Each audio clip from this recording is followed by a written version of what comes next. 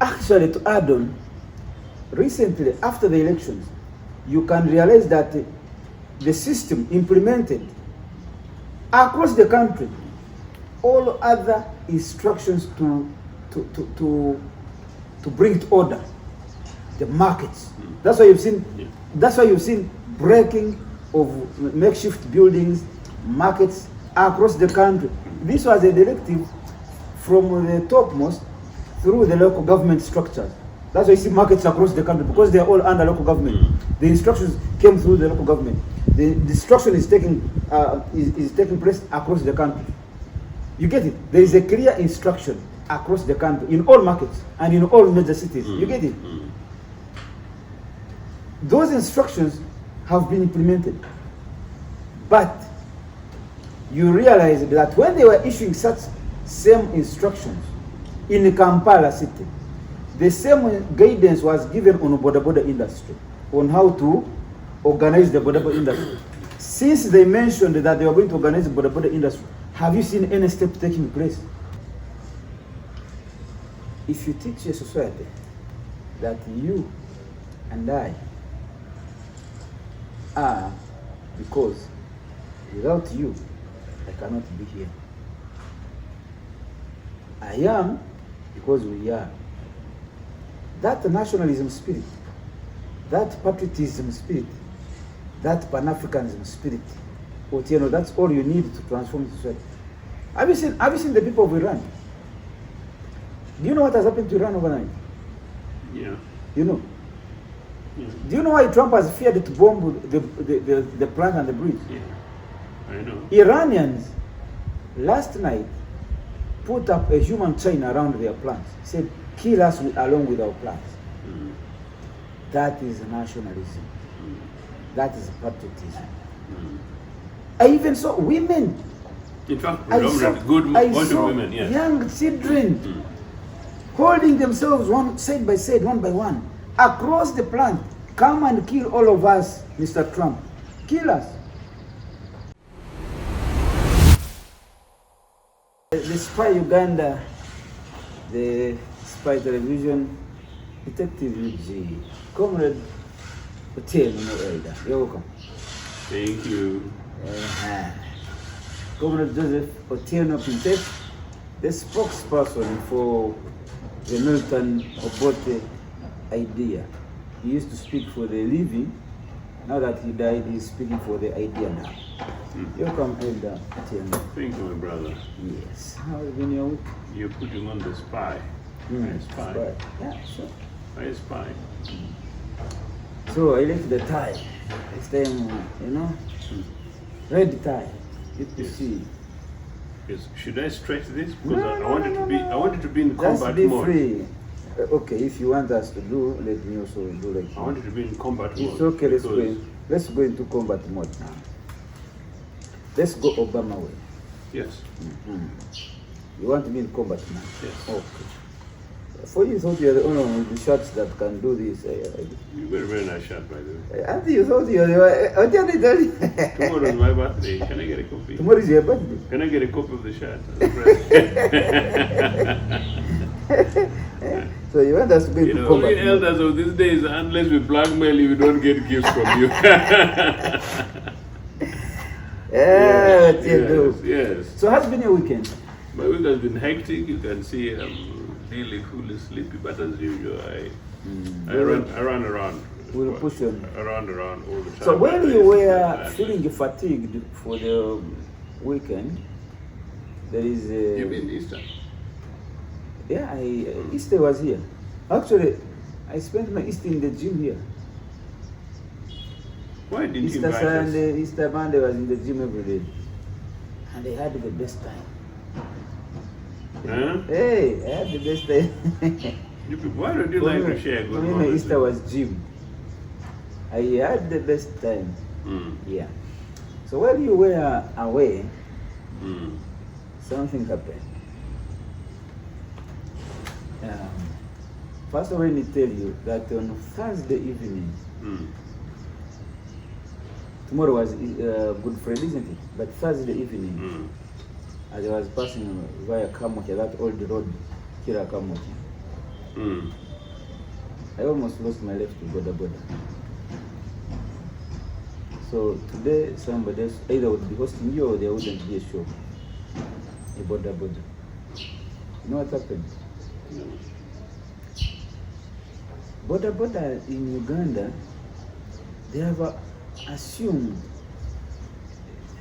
the power on the road that they have looked for the Road Safety Act and the Police Act, the Police and Road Safety Act in 1995 that governs roads. They have failed to get it. I don't know where they have got power on the road, and they assume that at any point that you meet a boda, he has the right of way. You don't have. He has the right of way. You, other person, don't have. They have assumed that right on the road. Now, we are in the jam, but moving slowly. The jam. That old killer road behind that CPS, you know it?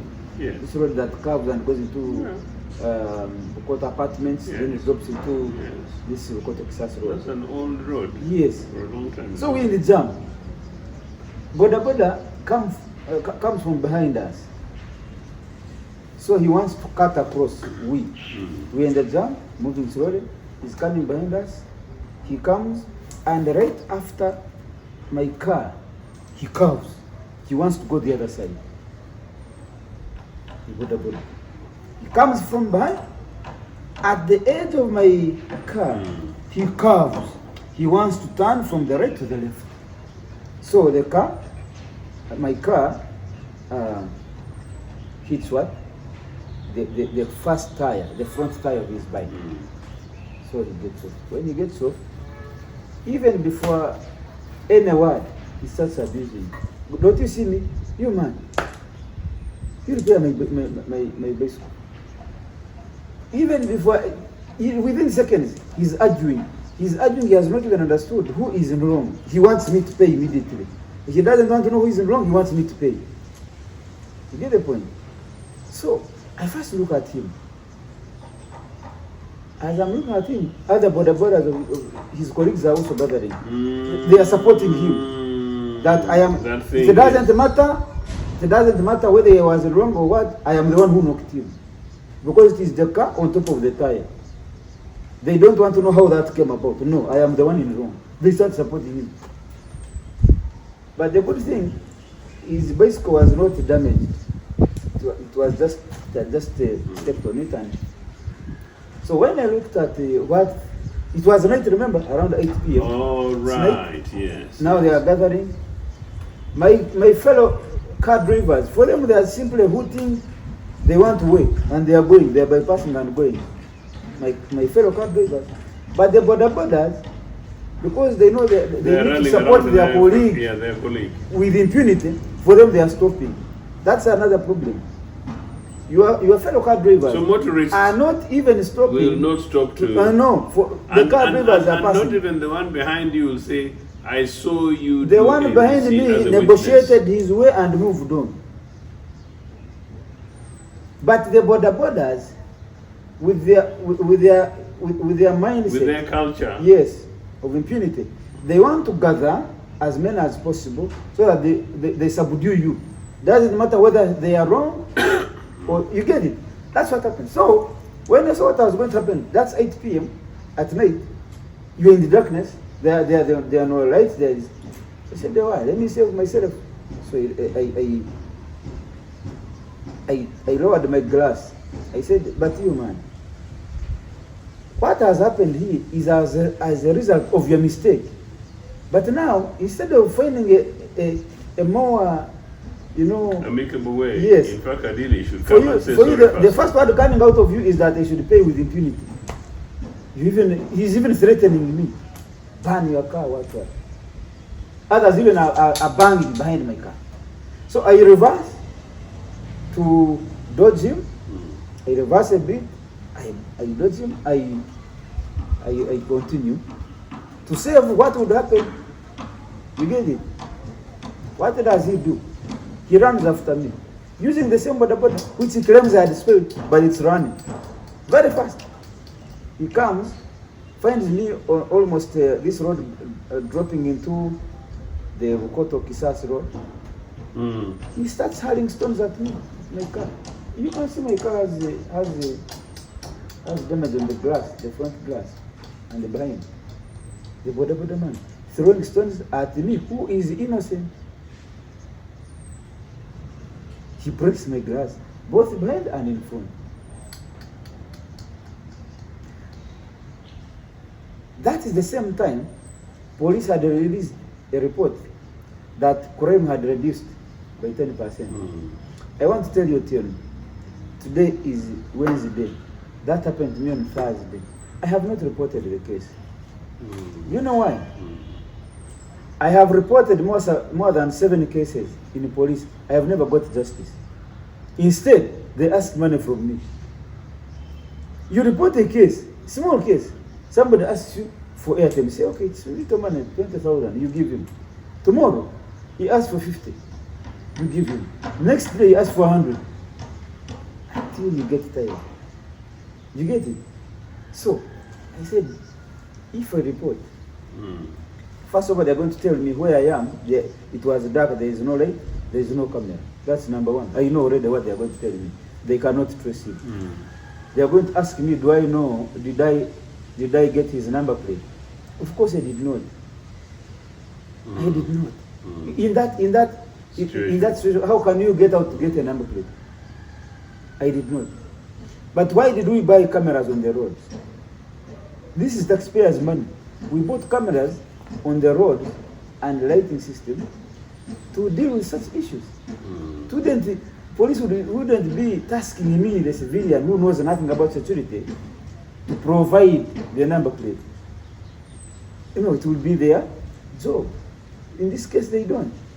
So I sat down and I said, now, if I report, this is just going to be for statistical purposes, statistics, that this number of cases were reported.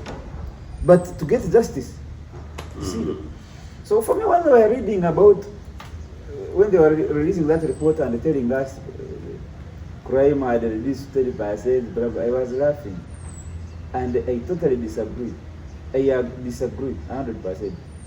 What has happened, Mr. Ochieno, in my view, is that Ugandans have lost interest in reporting cases to you.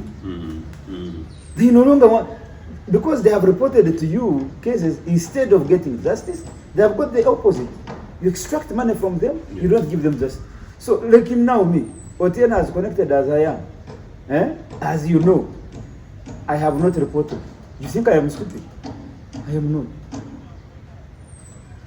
Last year, I have my uncle who works with NBS. He was from the bank, cement here. He withdrew 28 million Uganda shillings. Company money taking it to NBS. A thief followed him from the bank premises there. As he got out, they found him in the car and they took the money. 28 million. Cement there. Thieves now even, they sit down around banks, they target you. This has also happened. Last week it happened in Chukubu at Centenary Bank. My uncle reports a case to Kira Road. The police officer, the IO, says, where? Cement. They get the footage. They get the man said, hey, yeah, we know this thief, we know this thief. This is the police officer telling the boy, my uncle. We know this thief. This is a serious thief actually. In fact, he has just been released from prison over the same cases. He even goes online. He searches stories where he had been covered over similar cases. Say, isn't this the guy? You see the cases? Says, now we have him. We are going to get him. I know this guy. I even know where he operates. I even have his phone. This is the police officer telling him. So my uncle believes that now I will get justice. You know what happens next? Now to do this operation, we need at least minimum first of all, we need like 3 million to extract this footage and to do our our home, our network. Also, you need to know him properly. So this guy gives them the money. Then he waits for 3 days. They call again. We have spotted this guy. Now we are going to have him arrested. But we need some money for fuel. Now this guy calls me asking for money. So I asked him, what is the problem? Why do you need? Because I know him. Then he explains to me. I said, they have already taken that 3 million. You want to add them too? Let me tell you, you're not going to get the other 28 million. In fact, you're going to add another 5 million, even more, to continue making losses. So he said, what do I do? I said, don't give them money. So I called somebody very big at CID and in the police here in Obote. I narrate to them the story. They are assigning me the regional CID, Jinza Road here, opposite New Vision, that region. They are sending me the person. I call the person. He said, you send him, let him come. I call the guy, I say, you go there and meet the guy. You think that by talking to those big people that they will help you. My friend, you reached there. What he was told and what was done later on, he came back to me and said, at first when he was referring him to that big person, he believed that now he would get justice. He was very excited. Yes. But a few days later, he realized it. So what happened, Mr. Ochieno? He left the matter. He's still paying the money. 20 years. Still paying. They chop him. This is my own uncle. We used all the networks in police and CID. We failed. Me, I went and parked my car in Makerere University and started doing my training, football. Those Makerere students, they hacked, they broke my car. They have master keys. Makerere students? Makerere University, inside there, in the playground. That's my university. Those students are thieves. They are thieves. They are thieves. They broke into my car, stole everything. Man, even clothes. I had removed the clothes and put on my shorts. I went back without the trousers. I went back with my. They stole trousers, they stole my money, they stole my laptop, they stole the phone. I reported to one again. Do you know what the police officer told me? But it was your mistake. How could you leave a laptop in the car? You can't imagine. This is my car. I have locked it. It is not that I left it open. I have locked. They have even broken the car. The man is telling me it is my mistake. Why did I leave valuables in the car? Why should I have left them on the street? So you see, the mind said, he has failed to do his job. He's blaming you for being stolen. What? Makerere here. That is the number one. I went to Kanyanya. They broke into my car. The person who broke into my car is the person I had entrusted my car with. In the parking. Night parking, I have left with my car. Of course, I have taken my keys, but I have left with in the safe hands of you. Because there is net security, they even put security. They even charge you for keeping your car. So I wake up in the morning, they have broken into my car. I have the keys, but the car is open and items are stolen. You paid for the breaking of your car? Exactly. I go to Kanyanya police. I report the case. What happens? I worked for 4 months paying the police, come and arrest the guy. They are not arresting the guy. Instead, when I report, they call him and say he has come. So I give them money to arrest the guy, transport. Then they also extract money from the suspect. Now this night parking guy works with them. So it's a business. I followed up, I called every big person in the police. They go, but you finally get zero justice. I lost the other money in the car. and other variables. I also lost the actual money that I was giving them. They were saying they needed transport facilitation. I wonder, you have a whole police unit, but they tell you don't have fuel. But we, the taxpayers, we pay you because you extract money from the national coffers where we contribute. So actually we pay you. We pay your salary, we pay your fuel, we pay your power, we pay everything. We pay your water, we pay your work, the job that you do as a salary. Again, when I come to report to you a case, me as your employer, you charge me. I have paid you through the national coffers where we contribute all of us as tax.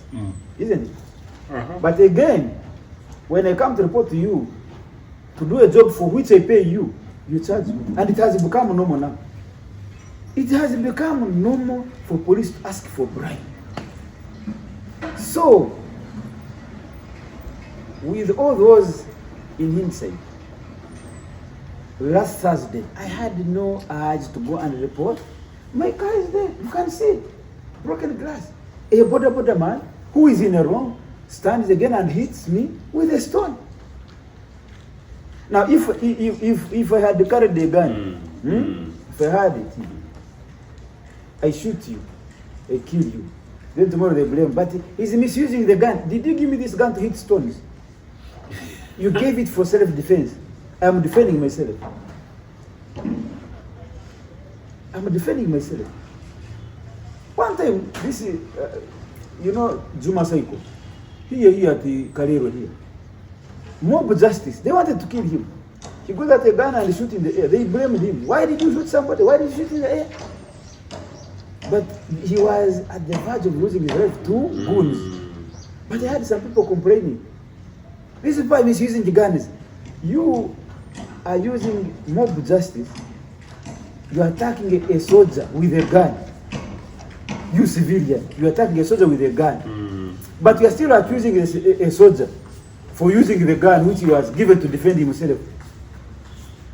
Kasiri Gwanga was with Kasiri Gwanga. Some people tried to attack him. He got out the gun and shot the tires. They were blaming him. You are misusing the gun. When do you want me to use this gun? Wasn't he misusing the gun? How? Did he meet you, Joseph, and he just shot you? By the time he pulls out the gun, he is under threat. We have given a lot of relevance to these borders and civilians, to the extent that now, do you know that Kasiri Gwanga, civilians wanted to steal his land, the land of his wife who lives in the UK. He was there. I went with him on Tebe Road. Civilians wanting to steal from a soldier. And when he burnt the tractor that he found in the land, grading his land, there are some people who blamed him. Why do you use impunity? What were you using to want to steal my land?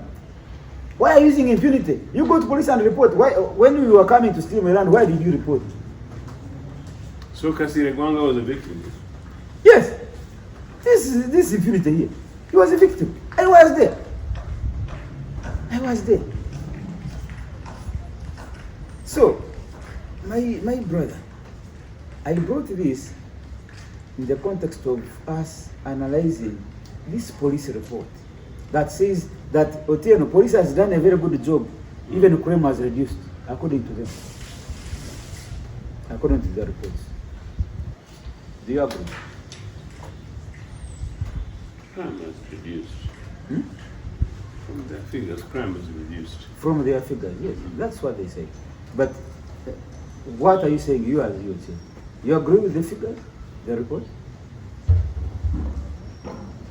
There are no gunshots in Kampala unless you're near Iran. You can be in a club in Korolo from 8 p.m. to morning.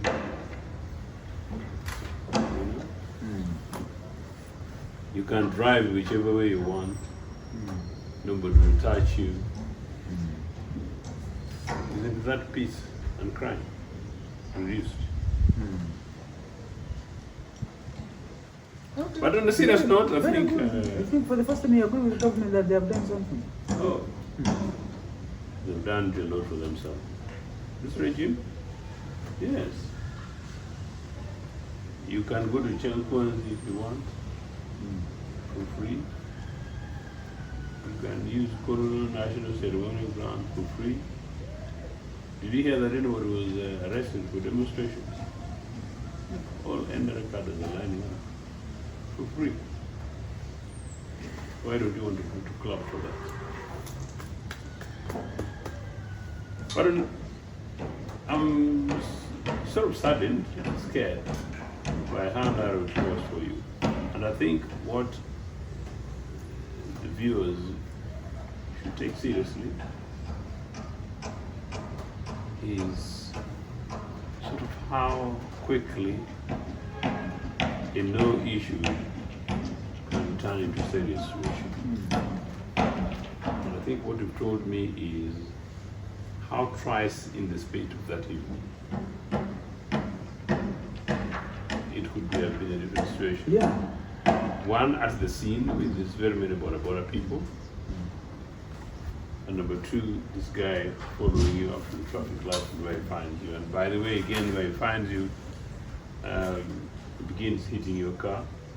And he tells one or two, three of the others, a new group. Like those days, they used to shout, Wuno, Wuno, Mucholi, here in one day, in 1986, 87. So immediately say, Wuno, Wuno, Mucholi. So basically, the idea is that they're actually meaning the non-Bantus are here to be beaten and killed. And so the thing is, it could be Wuno, Mucholi, that's an ex-security person, Wuno, Mucholi, maybe a thief, or Wuno, whatever it is. And people ran for it. Extremely dangerous. So you've shocked me a little by your two narrow escapes. When you're starting the story, I thought you were going to complain about Museveni's Bora people who should be left alone, as usual, that you're being jealous with them because they're making money and those guys can ride, man. They can boast. And what is surprising me, sorry for the interruption, you know, when we were on the road, we observe a lot of things. But when I told you off camera that I am a very good observer of every detail. You're a spy. Let me see. Every detail. I'm a very good observer. The things that you least expect that I would do, I would identify or take interest in are actually the things that I pick interest in. I was telling you, for instance, that there are people who come and report to me stories and they want me to follow their narratives. Only they realize that the interest they picked in the story is a different angle from what they wanted. And they find that actually I've reported a different story. I have a very good example of my personal lawyer. I had a personal lawyer. Because of this friendship, so he had a client in Imbali. That client is still there in Imbali. So there is a white man, British. That British has an NGO there, brass band. He teaches young children. So some of the new young boys that he had recruited, when they grew up, they started bad manners. When they started bad manners, he chased them. Very bad things I don't want to mention here. He chased them. Actually, one of the things that one of them did was to impregnate a young girl under the same brass band. Yes. So when this man saw that this was happening, he decided to. So these boys decided to go and revenge on this man, this Muzungu man. Revenge in a way that they concocted very bad things against him. That he's a homosexual, he's using boys, he's using this and that. Now this was my lawyer was a lawyer of those people. So he gets me the story. It's a very big, serious allegation. I needed to go to Mbali to get the side of this man. He said, well, that's okay. He said, actually, I can even try to, he gave me his number, and even as I was there, he sent me some money. He said, this is a facilitation, your field. Remember, it is his case, he's interested. He thought that when I go there and by him giving me transport, the story would be still in his favor. Why don't we share that transport? It was little money, little, just to take me. So when I reached there, I interviewed the Muzungu man. I go to the school where they allege that he's using the people. I reach there, I interview the young people, the youth, the children. I interview them. I look for the parents of these children. Yes. I interview them. Amen. I look for the local leadership in the area. I interview them. The picture I get, all of them are corresponding with a complete version of what he had told me. This is my lawyer and my friend. It is completely different. So I get to understand the intention. So I read the story. Completely not in his favor. Not in his favor, but in favor of the Muslims. So this man gets angry with me. And he sued me. The case is there. It is still there. Yes, actually, my lawyers are these cards. You know, these people at these law chambers at Entebbe Road.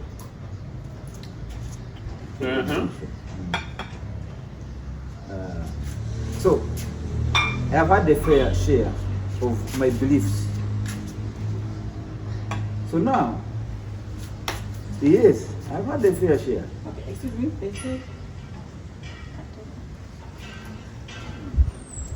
So now, when you come to police, I was telling you, I told you that I pick things from society that they don't expect me to pick. I'm at traffic lights, I observe. Even yesterday, I was going to school. I researched the traffic lights at this Mkwano access. You know that Ginger Road. After Wampo Avenue, there is that. Yeah, I pass there every other day. Yeah. I pass there. I used to go to do some TV work the other end. Yeah. The TV work, which is also now an issue. I stopped. The cars from our side, the traffic light are showing red. We stop, all of us. Police is in the middle of the junction. Telling you to continue. No. We stop. We, the car drivers, stop. Because the lights are red. What happens to the borders behind us in the same direction? They continue going. They continue going. The police officer is simply he's calling the other ones to come, but he's dodging these ones coming from the direction that the traffic lights have stopped. I get in my point, Mr. Ochieno. The police is not bothered about a border breaking a traffic rule. In hundreds of them. In fact, they even inconvenience the rightfully allowed traffic to flow. The other traffic from the other side of one tail, that roundabout, is the one given green light to move. They reach here, they find these ones who have been stopped by traffic lights. They are still crisscrossing. So these ones are forced to stop to allow these ones to pass. The police is looking on. Then guess what? When the traffic lights stops, I think there is a driver, maybe he had some problem. You never know what he was rushing for. Sometimes maybe he has a sick patient going to hospital. That has a problem. Or he simply forgot. So the lights had stopped from red to yellow. I mean from green to yellow, then to red. But when it was still in yellow, this driver continued what?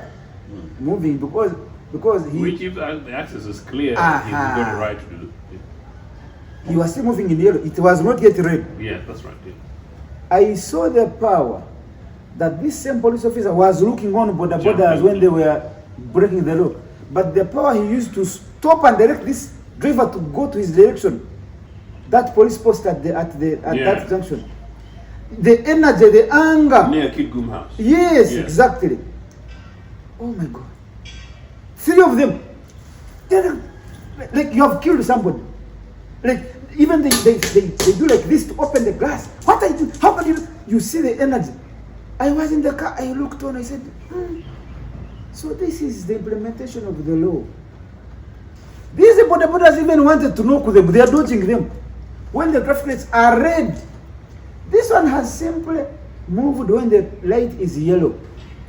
So you get to understand why borders on the road have continued to act with impunity on the road. Because they retired from them. To the extent that now they can even stone you and kill you when police is there looking. But a police traffic officer will stop you and charge you for forgetting to put on your seat belt. He considers it a very big offense. Even when he's talking to you, he's very angry with you. He's very annoyed. Why did you forget to put on your seat? But you're driving very smartly. Even when he stops you, you stop. You listen. You get it. Meanwhile, as he's stopping you, a border is riding in the one way, and the police officer is not bothered. So, Otieno, I don't understand our police. You're an investigative journalist.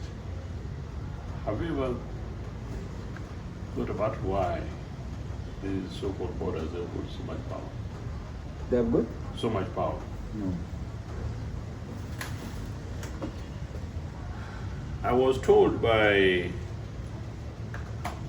a senior police officer, traffic in Kampala,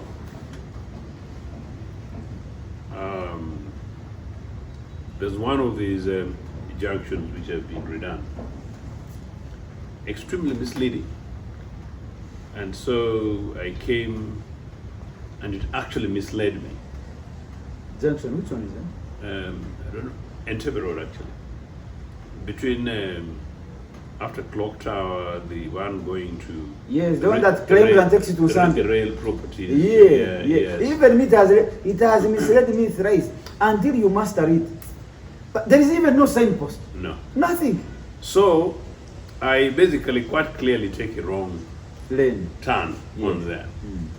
The senior officer is there, he sees me and quite clearly stops me. But instinctively, as he was coming, he recognizes me and he starts laughing, you know.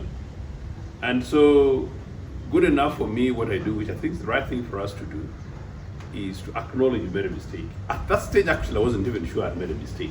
Because I genuinely don't know. And I told him, this thing is very confusing. You don't know. The people who designed this thing are crazy, for the record. Number two, he also told me, which is what should happen, that road constructions, particularly in this kind of settings, must have police consultation as part of approval, because police manage traffic. Especially traffic police who understand the traffic and flow. the implications, you know. Yes. In the designing. In the design. They should be consulted. And so this guy has told me that actually we never consulted, and we're not consulting this, and we've raised this thing. And then in the course of that, as I was trying to go like this, a border guy came, you know. So me, for him, he's not stopping. And then me, I sort of like laughed off a bit, and then he told me that, you know what, which is now back to your point. I'm now not defending the police, but explaining. This senior starred police officer told me that, Mr. Ochieno, you know what? These guys are uncontrollable. I'm giving you, these guys are uncontrollable. These guys are causing huge havoc. These guys are causing huge amount of death here in Kampala. Actually, in this report, to add on, in this very police report, the highest cause of accidents has been identified as border. In this report, police report, they account for the highest percentage of death. Border. But are they doing anything about it? Continue. There you go. So this guy tells me that, you know, we have complained. And the hint I seem to get, because I don't want to go to too much mile, was almost by implication that these Mbuyo funny border guys have got godfathers. So there's some kind of racket that he uses, this borders. And so it's not surprising, you know, that apparently enforcing rules and regulations around these guys has become a cumbersome task. Yes. And from what I got from that senior police officer, and yet I totally agree with you everything, is that seemingly this is a political matter. Yes, I agree. I agree. Actually, to add on, recently, after the elections, you can realize that the system implemented across the country all other instructions to bring to order the markets. That's why you've seen. That's why you've seen breaking of makeshift buildings, markets across the country. This was a directive from the topmost through the local government structures. That's why you see markets across the country, because they are all under local government. The instructions came through the local government. The destruction is taking place across the country. You get it? There is a clear instruction across the country in all markets and in all major cities. You get it?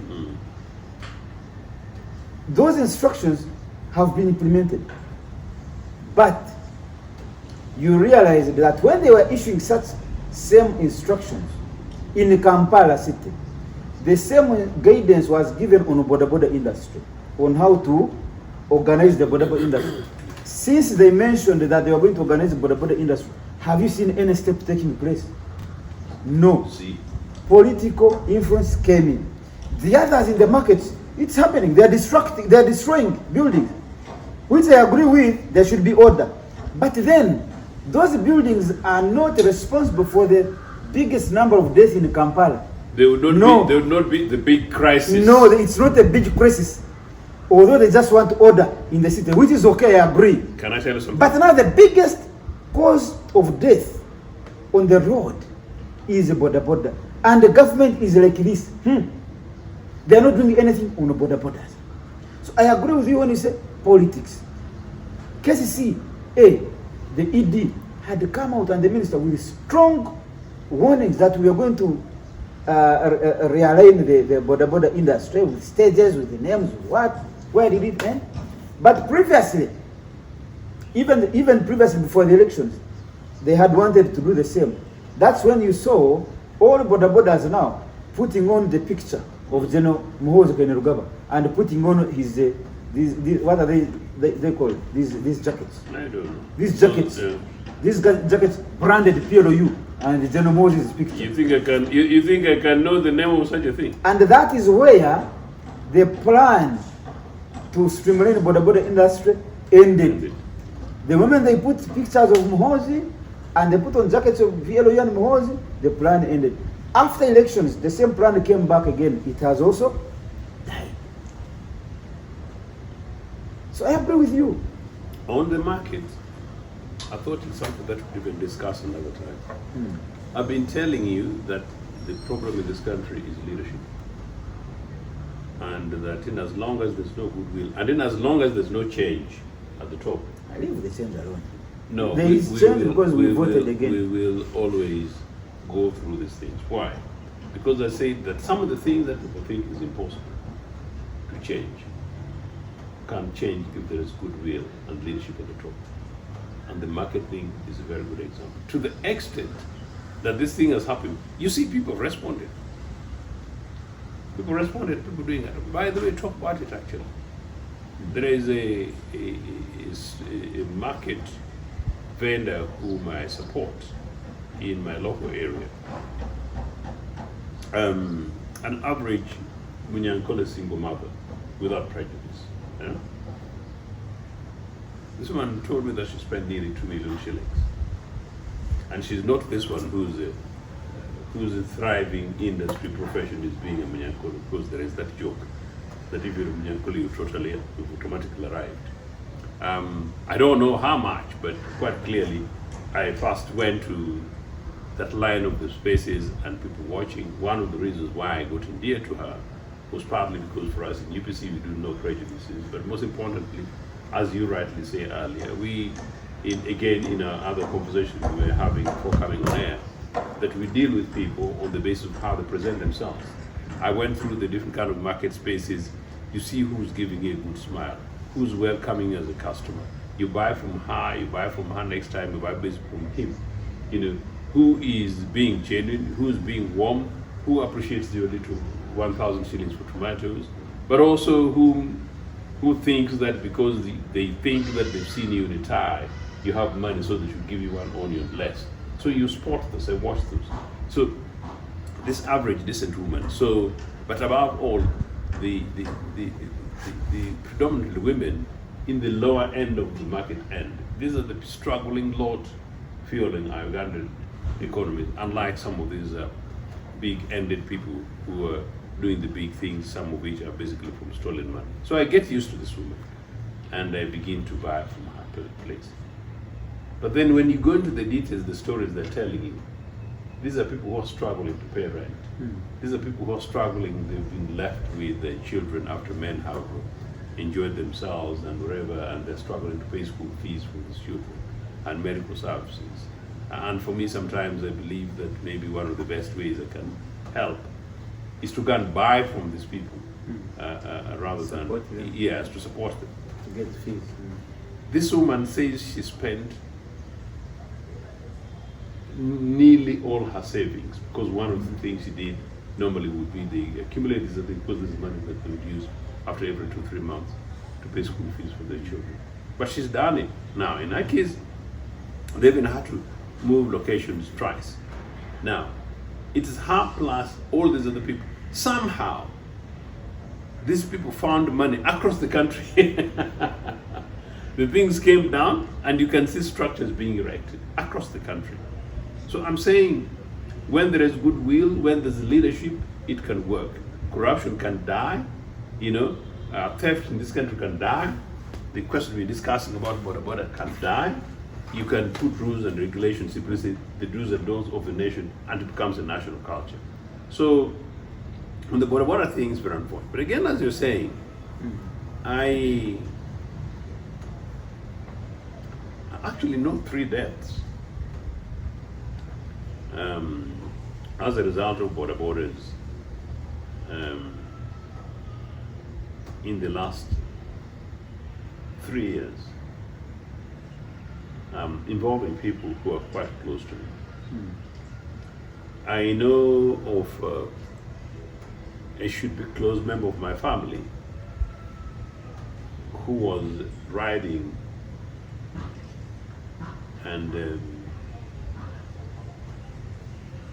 they survived simply because they had a helmet and they're riding a walk motorbike, which in this case not board.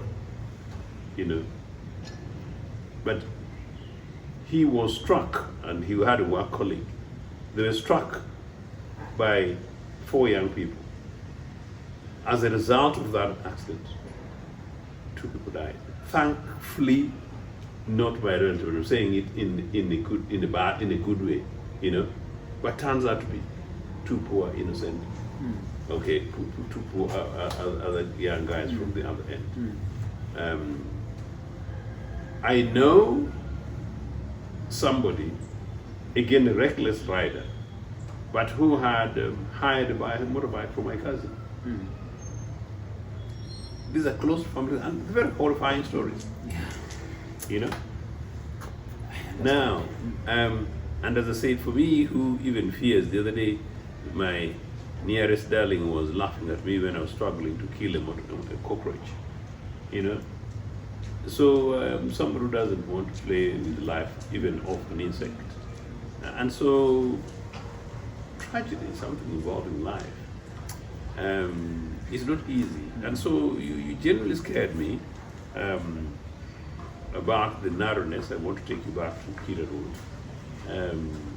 I know that place, I know the location. I lived in the first building opposite there. That was a building for the OC Kira Road before the NRM bandits sold these properties to themselves.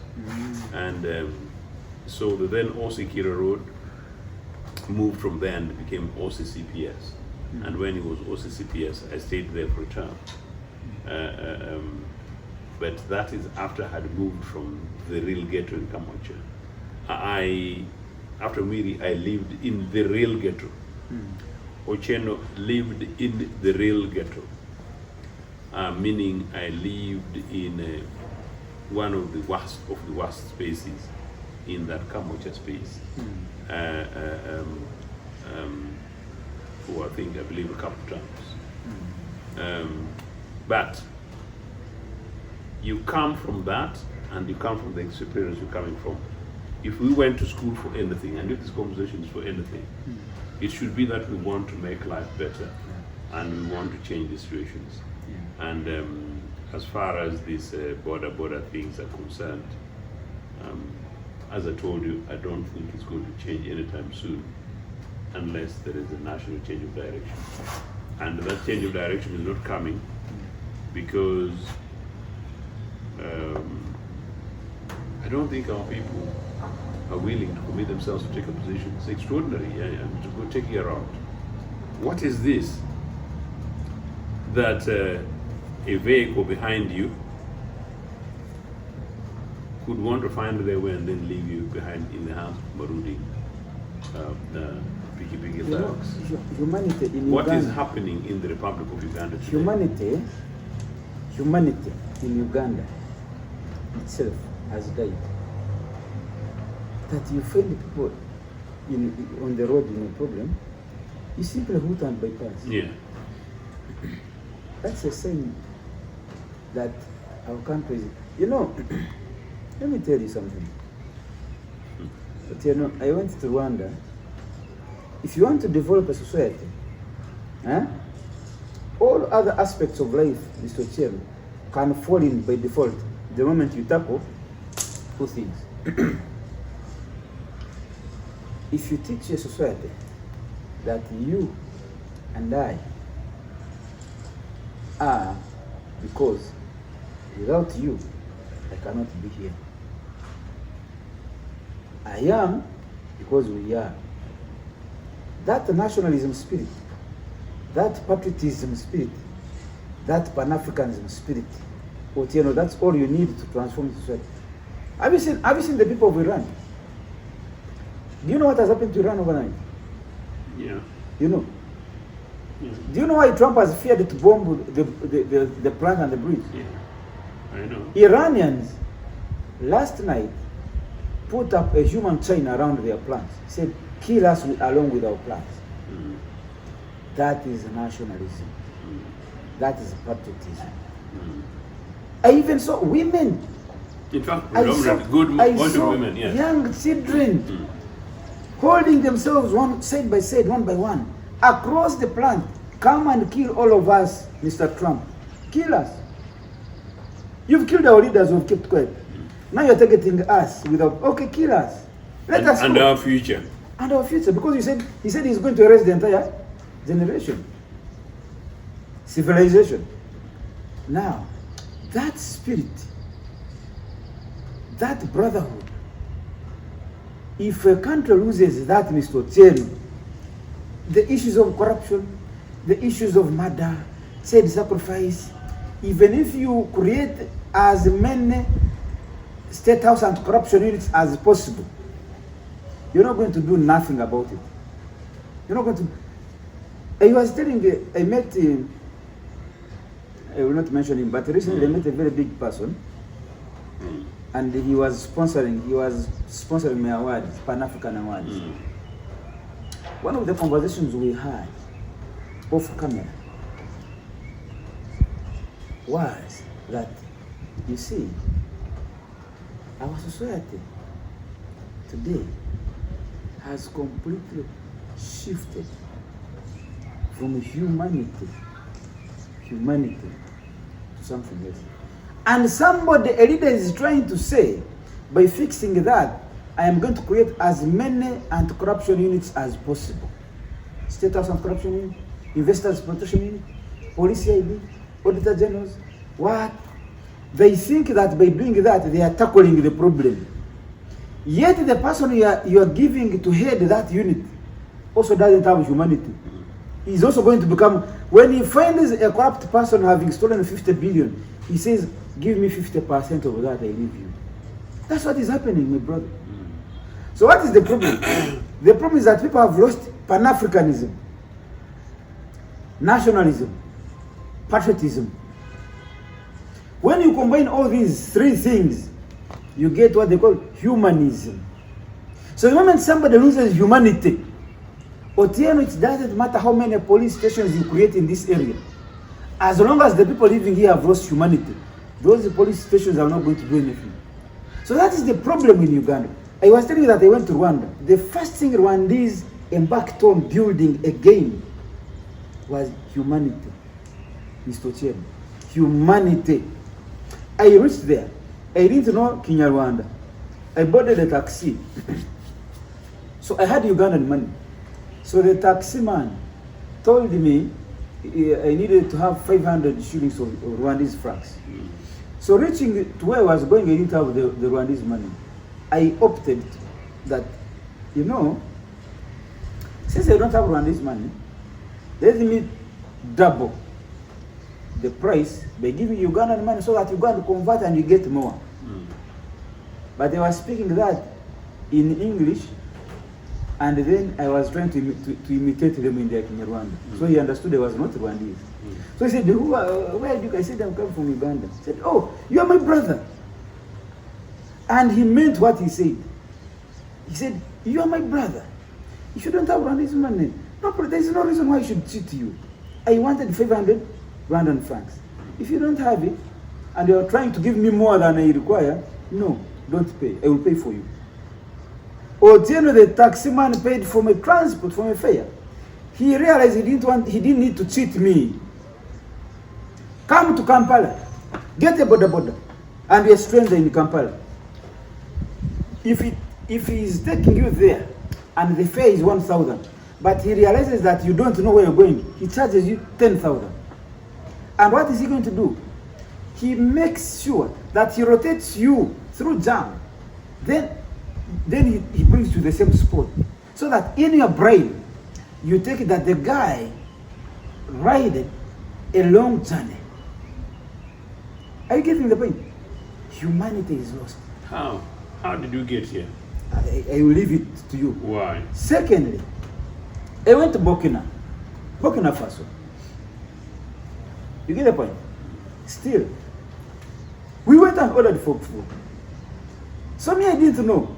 My food came first. I started eating. You man, I was almost beaten. My host. Unfortunately, my order came first before theirs. I didn't know how they do it. So when my order came, I started eating. As they also wait for their order. Otieno. He said, you man, did you say we are brothers? I said, yes, brother. What is the meaning of brotherhood? How can you eat when we are looking on? He said, but I had ordered my food and you have ordered yours. Yes. Brothers eat together.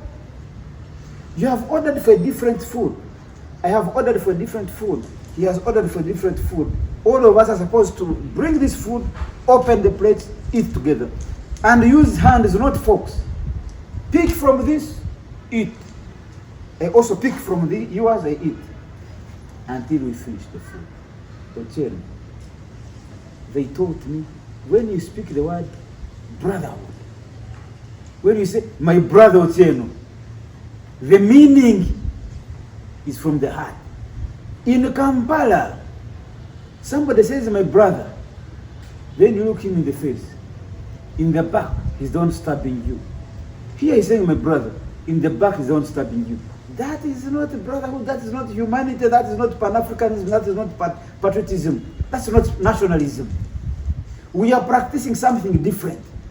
And that thing that we are practicing is the result of what we are seeing. You go to a hospital, the doctor sees you there dying, and he doesn't care. Why? You don't have consultation fee. And you are even in a government school, government hospital, Mulabo hospital, first pay consultation. They are telling you are the patient, you have an attendant. Your attendant has gone to the doctor's room, they say first pay consultation fee. And your issue is an emergency issue. But they are delaying until your caretaker pays consultation fee. If he doesn't pay consultation fee and you die in the process, they wrap up your body, take it to the mortuary. They say God has called you. Tomorrow, Ochieno, when you're going to demand for your body from the mortuary, pay. They ask you to pay. 120,000 is what they charge per day in the mortuary. Government mortuary. Those coolers in the mortuary. It happened to me. I fought and I called the highest office in Mulago. They gave me the body for free. But what about others? My sister died from there. It happened to me, my elder sister. It happened to me. Now, when I reached the mortuary to pick my body, that's when I became mad, crazy. I started the war. Finally, they gave me the body. But I was looking at all those other people in the lane paying money, in the queue, paying money. The mortuary that is paid by us. So you see, a doctor primarily is trained. Your primary mandate is to save lives. A doctor. These things they got them from Professor Katiboka. So he would ask us in the class, why are you a journalist? Why are you a police officer? Why are you a doctor? If you say you're a doctor to make money, he chases you from the class. The reason why you're a doctor is to save lives. Money is secondary. That's not primary. So when a doctor sees a patient in a medical hospital, the first thing that should knock his head is, what do I do to save this person? That's not what happens. The first thing they see in you, how much money have you come with? Please, let me test whether you manage the bills by first asking you to pay consultation fee. At that level, if you fail to pay the consultation fee, you can see the mood of the nurse and the doctor supposed to work on you changes completely. They even abandon you and start acting on other people. They have already tested, you don't have the money. So our leadership is trying to solve this problem of the death of our Pan-Africanism, patriotism, and humanism in our hearts by creating multiple units of administration, anti-corruption unit, state house investors protection unit. Now I have seen at the headquarters of police, there is mineral wealth police. There is a NEMA police. There is anti-narcotic police. There is a police. But criminality in society is only rising. So until we go back to the and find out what is the problem, humanity, Joseph. And how did we get here? No, during Obote's time, how was it? Did you have humanity? Completely. I knew you'd say that. But I also heard that during Obote's time, people would die, they would pick people's legs from the cupboards, and they don't know where the heads have gone. Never. They told him, you don't have evidence. The story of bodies separate from heads was in Luwero. Obote. What was not in charge of the Luwero Triangle massacre? It was Museveni and Kagame. So the Luwero Skull story, you're an investigative journalist trying to establish it. No, not on Obote, but in any case, actually, what I tried is level best to provide public services and to minimize questions of corruption, trying to build a nationalistic Uganda. I can tell you actually that my first trip to Katuna, the Rwandan border, was during Obote-Ochieno. The experience I had is exactly part of what you're trying to say. The humanity of the people I met in Barara and the humanity of the people I met between Barara and Katuna. And there was a young high school student from the east. You know,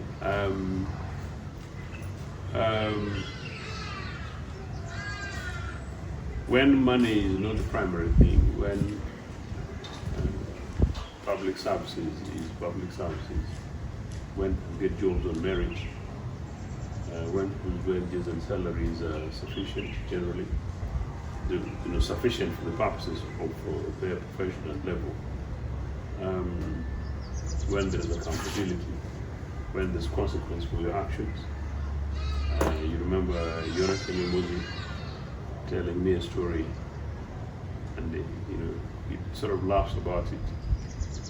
That in 82, 83, he headed a delegation to Cuba,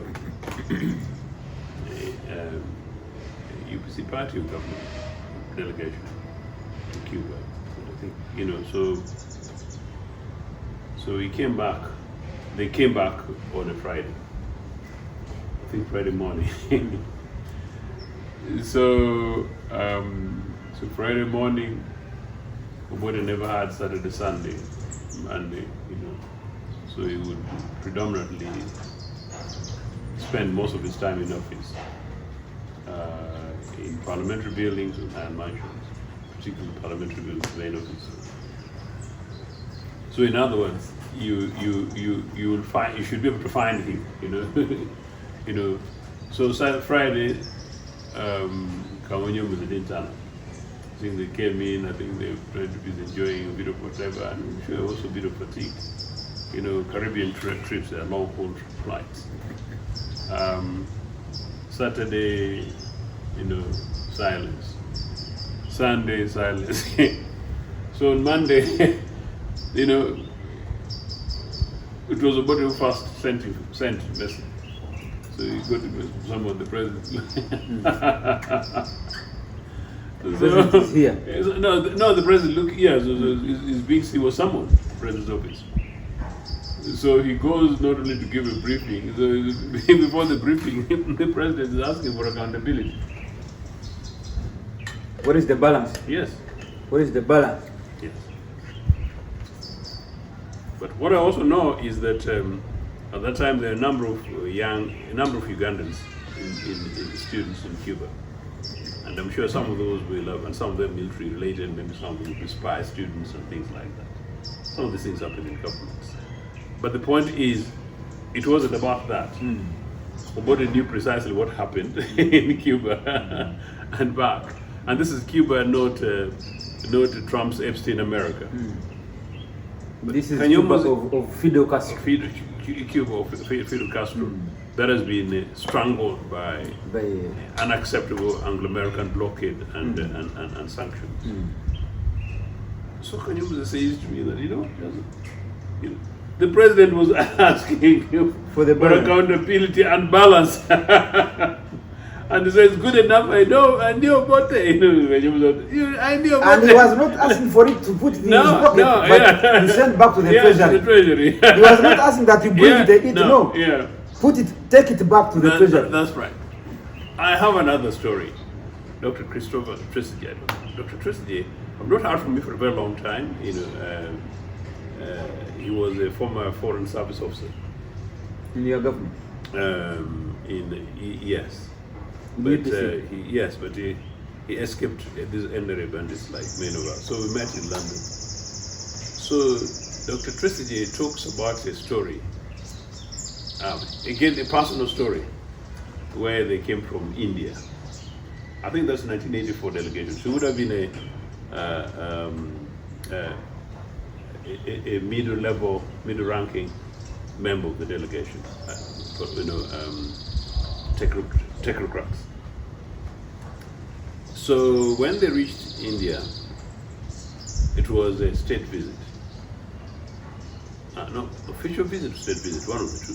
But anyway, so when they reached India, Indira Gandhi and Milton Obote were very good friends. The Gandhi dynasty generally, actually. And so, apparently, Indira Gandhi decided that she would be, also privately, not as Indian government, privately host Dr. Obote's delegation, Uganda government delegation. So that means, I think, in other words, from your hotel accommodation and food, all those other kind of things that the Ugandan state would pay for, maybe Ugandan embassy. Her office paid, and as I understand it, not Indian companies, possibly, but whatever, the line is still different, would cater for it. Meaning that the Ugandans effectively spent, quote, close to nothing. Hey! So these guys come back, and I think it was even still in flight. I think it was even in flight.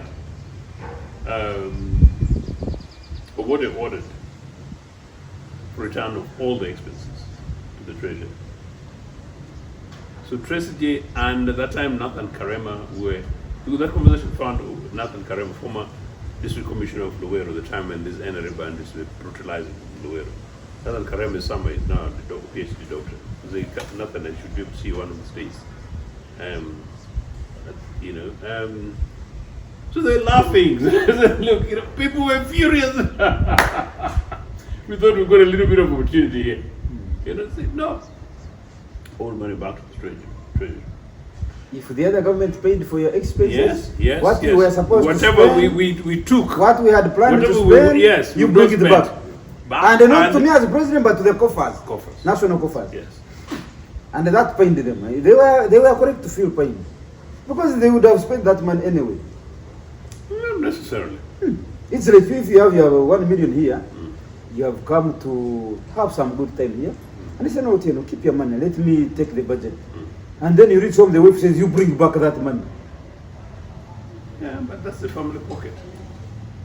But I would have spent it if I didn't know a friend, if I didn't have a friend called Irumba. In a very interesting point you raised that's possibly fair. If it's my money and my wife, yes. But no. Money from Ugandan coffers, where Kasaija and whoever is now these days in charge of Bank of Uganda is a good guy, by the way. Huh? No, that is public money. That's not their money. The money Mr. Museveni is using in State House is not his money. No, oh no. The money Mr. Museveni is using in some of those cows, the ownership is, all right, okay.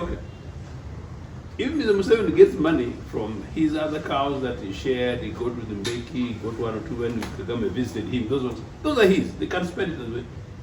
But day to day, these things, including this other token 10 million to families in Gaba, whatever. No, that's our public money. That's our money. That's my money. Those are my children's money. Those are my grandchildren's money. So no, you don't treat it anyhow like that. So I don't spend it. It returns to the pockets and coffers. Finally, there is, until very recently, I don't know, until very recently, one of Obote's close protection unit, I think he was second in command. Obote's was presidential escort unit. The Museveni Muhoozi's thing is these days called brigade, presidential brigade, meaning a whole army. The Museveni's group is the army. The other one was a unit. In fact, originally it was merely headed by a captain, Captain James Udong.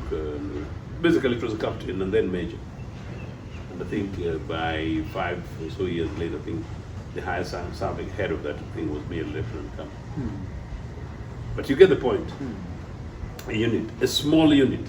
I get now an army. Now. Now it is Special Forces Command, SFC. So those are the people but as I said, and the SFC, and it was brigade, meaning all army. Actually now you find that the SFC, primarily a section of the army mandated to protect the head of state. Nowadays you find SFC protecting other people and other installations. That was a unit specifically for the protection of the president. But nowadays you find some people being protected by SFC. And it should have been merely a unit, and so therefore a small unit for president. I think vice president would qualify, a small element, and specialist diplomatic operations. If heads of state come in and things like that. Or perhaps in the event that possibly any of the diplomatic missions have good reasons for escalated security, something like that. Anyway, so this guy was deputy head of Obote's number 2 or 3 presidential escort unit at the time. This guy told me, by the way, very interestingly, not very far from here, within the last 5 years, He went on, he was so good, he got reintegrated into the NRA operations. I think he even headed some organization, I don't know to name his name, but sort of retired somewhere, wherever he's going to be. This gentleman told me that in State House of Obote, there is a safe, or there used to be a safe. Now it cannot be a safe since the amount of money is so much like a unit. Could be like bankers from here to Intinda, bankers of dollars. But there used to be a safe. And so, in the safe for those budgets,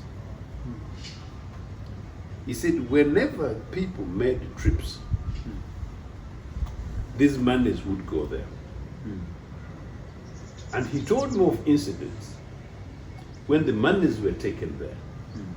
You take the money there and then you can't sign and countersign. And it's countersigned, I think that's State House for Corporal.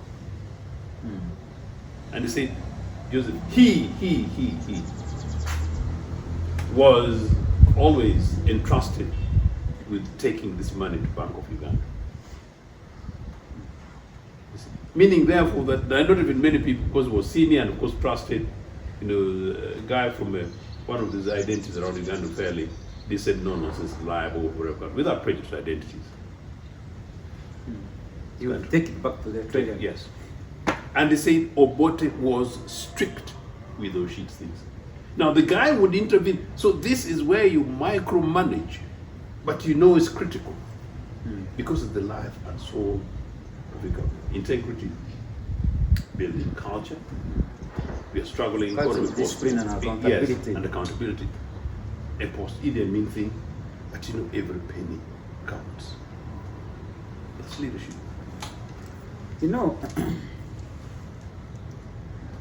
This takes me to the current scenario Uganda is having. Are you aware that the cases of cancer in young people are rising? Are you aware? I hear so. I've seen, yeah. Right now, I'm aware, yes. I'm aware, yes. Right now, as we speak now, this morning, the wife of Mufumbiro, Waiswa, this deputy spokesman of NU, has died, succumbed to cancer. Last year, we buried a friend of mine's wife. Friend of mine. His father was a lawyer of my father. The wife of this brother of mine. He's the father of that brother of mine. Was a lawyer. My father, lawyer Musano, if you ever heard about him. Yeah. Now, he has a son. That son, he just buried his wife very young last year. Very young. Succumbed to cancer. I have my friend called Prince Kijanangoma David Doctor. Even if you hear him today announced dead, don't get surprised. Cancer. When you go to Mulago Cancer Institute, there are so many young people. What is interesting is in Obote-Ochieno that the countries where they are referring Ugandans to go and seek specialized cancer treatment, some of those hospitals are private hospitals. Predominantly, yes. The machinery that they have, you cannot tell this country that we have never made such money to acquire those machines. Are you hearing me? The machines that they have that they are using, you cannot convince anybody that you cannot afford as a country to buy those machines. No, you can't. Your interest is not there. Because for you, when you fall sick, you fly. You fly. Somebody told me yesterday that there is a Korean man in that Mulago hospital. There is a Korean man who came and did research here.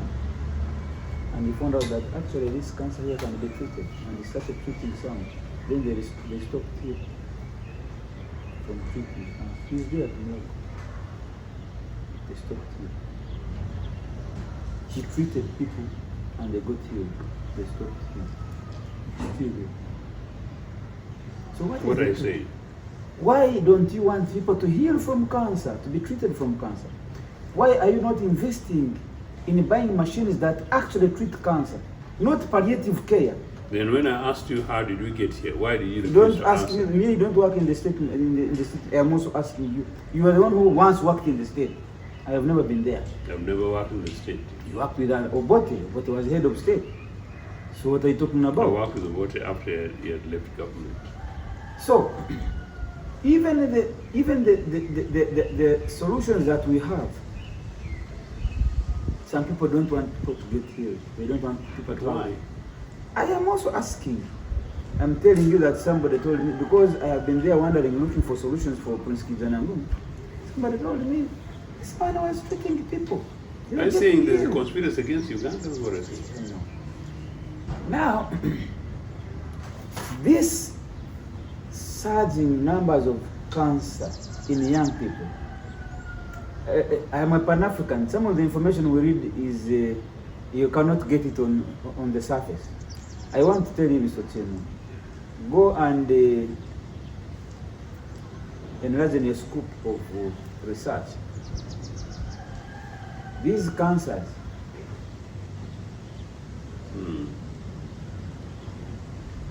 then think deeper about the contract this government just signed, the health bill.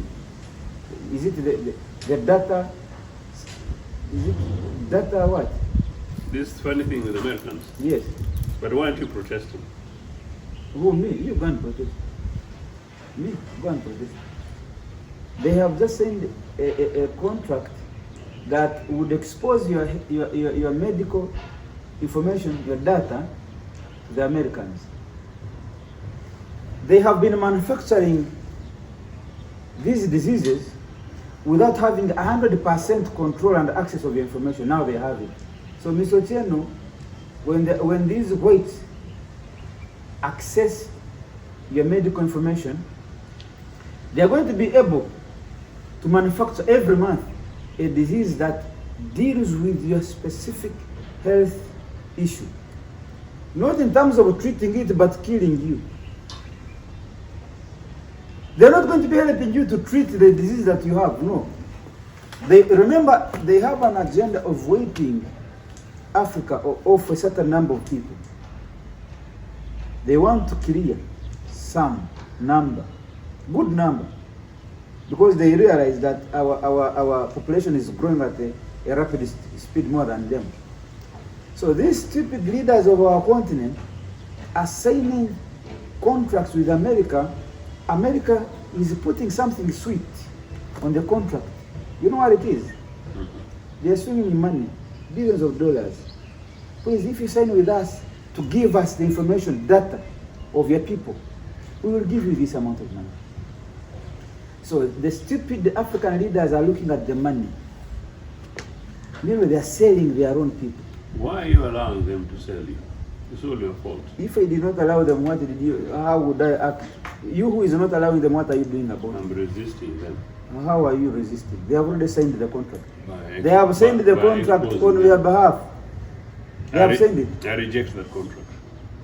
Yeah, but you can say no, but the contract has been signed. A future UPC administration would revoke that contract.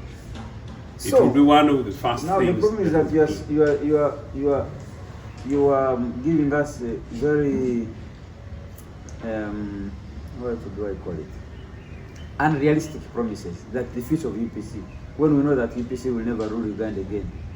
So it's Stop using this word in Jesus' name. I can't. Who said you will never? I know, but let's focus on the point. It's the people of Uganda who Let me tell you. The people of Uganda who gave UPC the right to govern. They will never get it again. They gave you twice. You lost it. No, we lost it because of Israel, and No. we lost it because of Britain, and we lost it because of NRM. We lost it because of these bad guys who like to eat for themselves.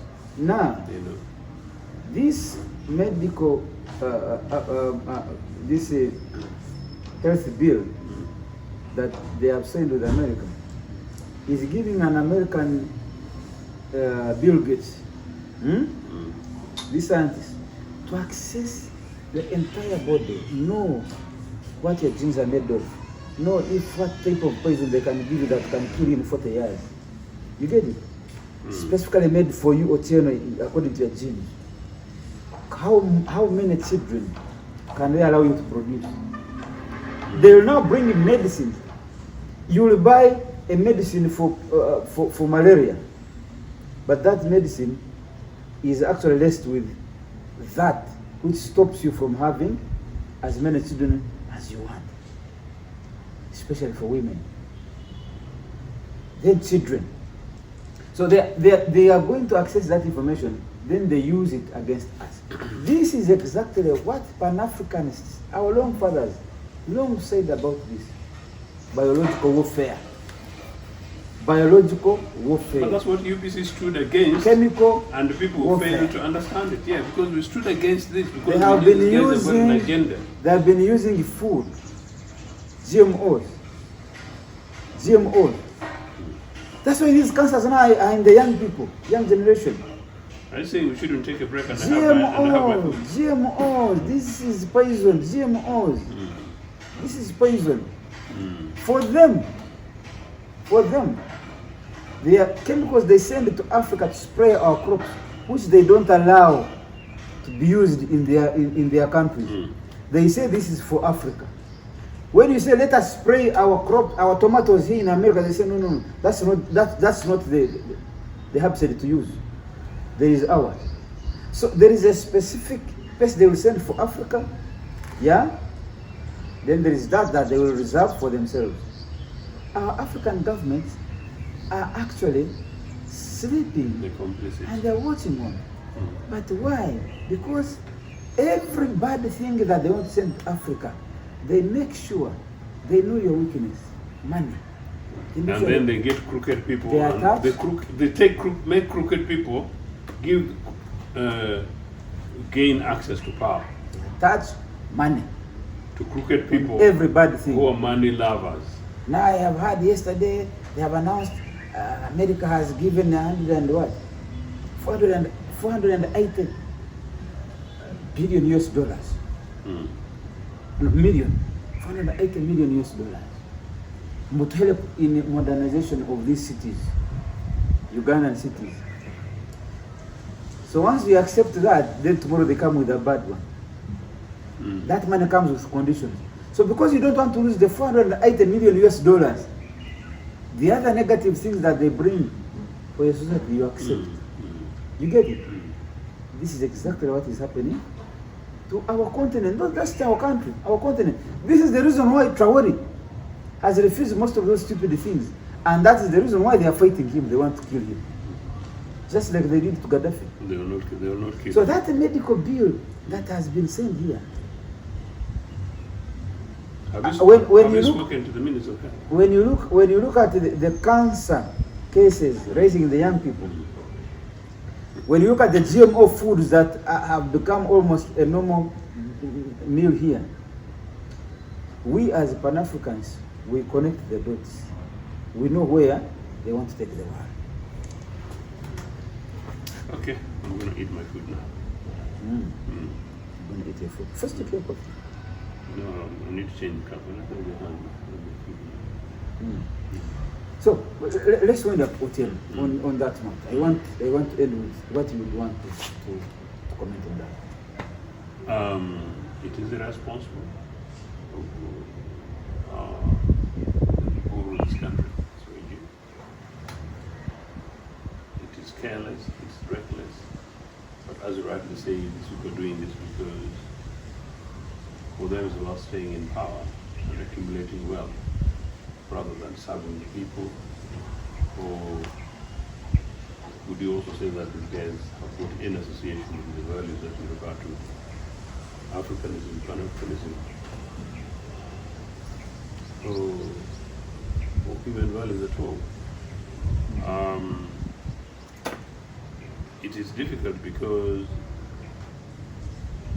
institutions have been weakened, political parties have been weakened, civil society organizations have been weakened, media agencies like themselves have been weakened, people have been impoverished, so that means the average Ugandan citizen is finding it very difficult to stand and to challenge authority and to organize themselves and mobilize their voices to put demands on the state. And because of that, and because in the Uganda's case, we now have a system that has been in power for a long time, not only their sense of arrogance, but also sense of impunity. And in that impunity, it means, therefore, these guys know or feel that you can do anything. The average middle classes cannot do anything in theory, and that the citizens cannot do anything, so they do as they so wish. The risks are, if you see what has just happened in the Middle East, is that just as Tamboveki said the other day, that the European Union has got policies on every sub-region in the world except Africa. Because when it comes to Africa, they don't need it. They will get whatever they want in Africa, they will talk to whoever they want in Africa, and they will listen. So we don't have to get to have a stand position. So the risks are that the African is now back to the lowest of the low. The conversations around Africa rising, which we hoped and thought would happen, is far from real. I think until Trump goes, and maybe there's new realignment in the America and the global realignment generally, thankfully with support of Russia and China, and that with the responsible emergent, albeit military leaders like Traore and others, this continent will continue the sinking. In Uganda's case, the sinking has been so perfect that it's not surprising that most people have not only given up, but they're now counting God, whichever God that is for them. That's not my elder, Brother Joseph Ochieno. I want to thank you so much for accepting the invitation. Thank you for having me. Thank you. And may God bless this country. May God bless this Uganda continent. and the continent. Thank you so much. This is Andrew Irumba live.